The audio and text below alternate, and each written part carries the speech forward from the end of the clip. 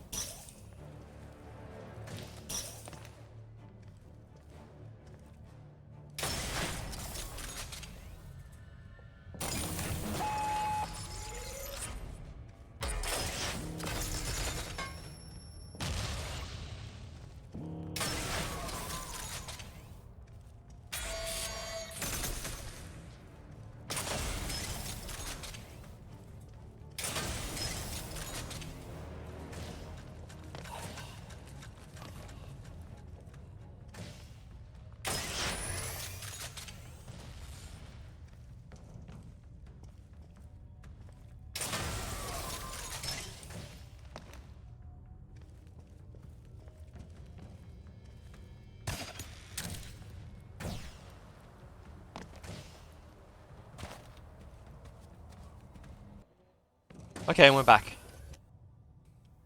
So this is Olamon, just as viewed from above. You'll notice the two towers and this big box guard house thing.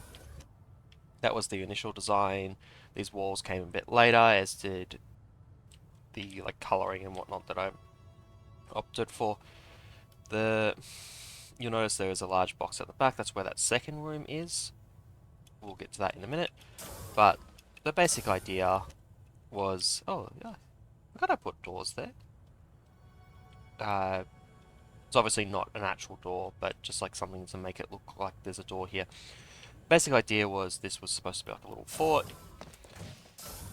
and this is supposed to be like a house that's like bordering the walls, which not really the best way to build a fort, honestly. You shouldn't really have anything on the border because then people can climb it, but that's neither here nor there. You can kind of see in here, this is one of the first things I did. The gem mat's quite high up, the level's relatively flat besides these two like holes here. So I put a tower where the gem mat is, I put a tower like directly across from it. I really do wish I'd put that tower over, say, here. Maybe put another one over here. And created like a 6-tower look type thing. Because I like the idea of a guardhouse that leads into the actual main area and whatnot, but having this square here, rectangle here, be so close to the front of the map instead of covering the whole map was really limiting. It's a bit of a shame. You also note the grey these aren't actually spots that I've missed. These are, whenever it's fully intact, I put grey, like it hasn't been damaged, but when stone gets damaged, it's normally white, so that's why I use the white stone brick for the actual broken bits, as well as the floor around here. And you'll notice there's 2 of these, just like little stone brick balls, so it's kind of like, there's one over here as well. It's kind of like there's been someone's like catapulted from over here and broken the wall, and it's gone through and embedded itself in the ground here, and that's what's causing these big holes in the ground, which is what I was going for in those cases. As for the actual guardhouse, there is mostly just, it's the same grey stone that I've used it on the actual walls, with a red roof as opposed to the orange for the actual houses, not houses, towers. And then we get into the actual start of the base. I put these here because I figure someone's going to come up, trigger these and back up, or come through, trigger, back up. There's a lot of scary stuff in this room, so there's a reasonable chance of hesitation at this front area. They both have Relentless and Blockade, I believe. Blockade and Unrelenting, sorry. Unrelenting, not Relentless. So these two will fire as many times as they need to, but also they kind of become an obstacle.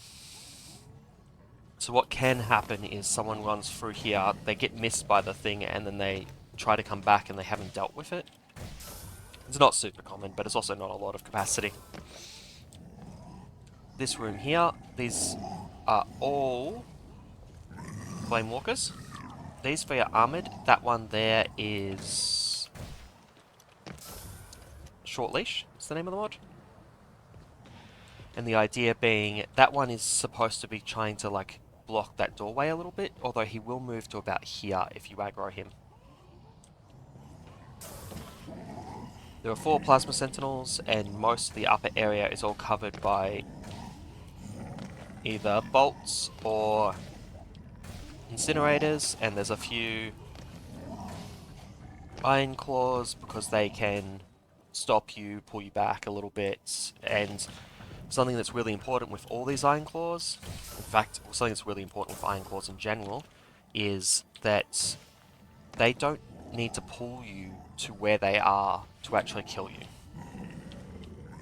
In most of these cases, they are trying to pull you back a little bit into the incinerator that you already triggered. It's significantly more effective than trying to get you to get pulled all the way back. The two guards at the back here, I believe they're both just fire rate and armor. They're just there to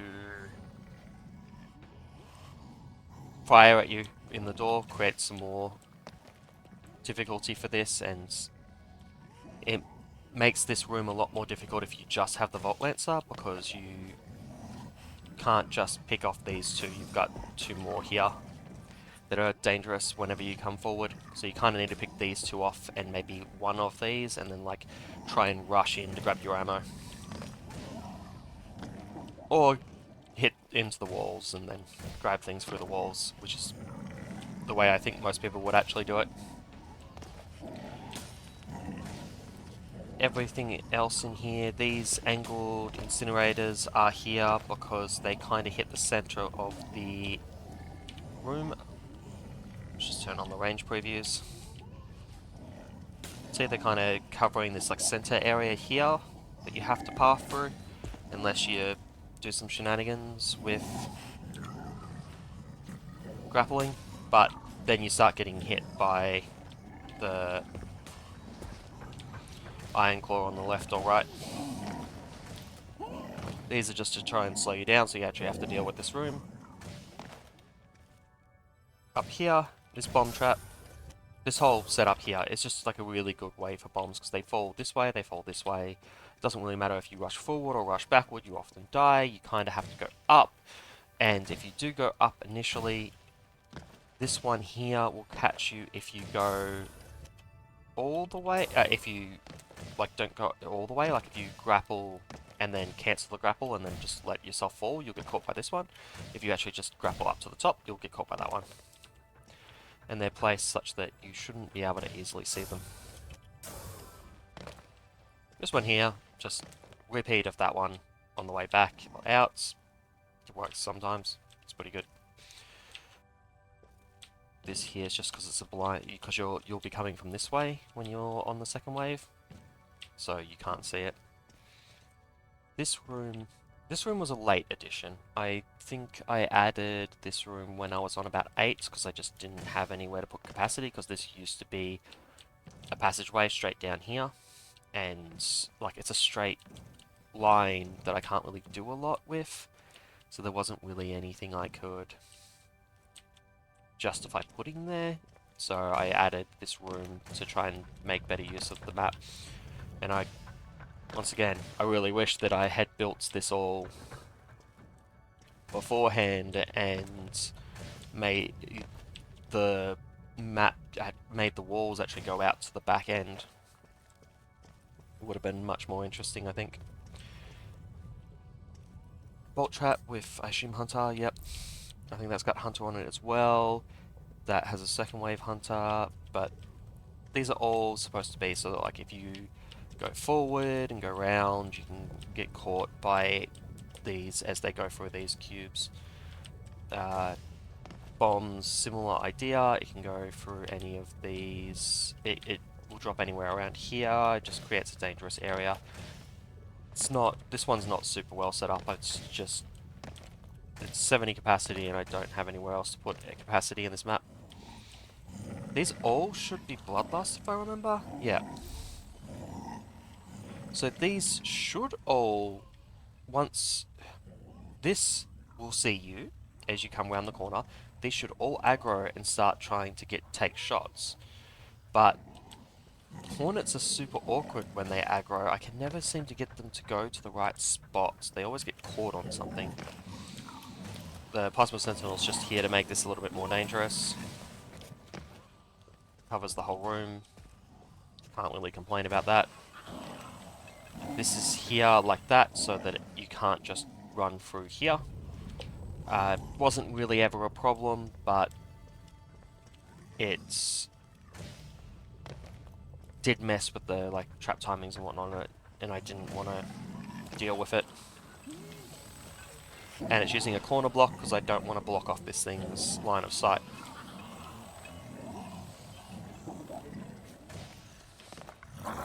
Yeah, that's a blind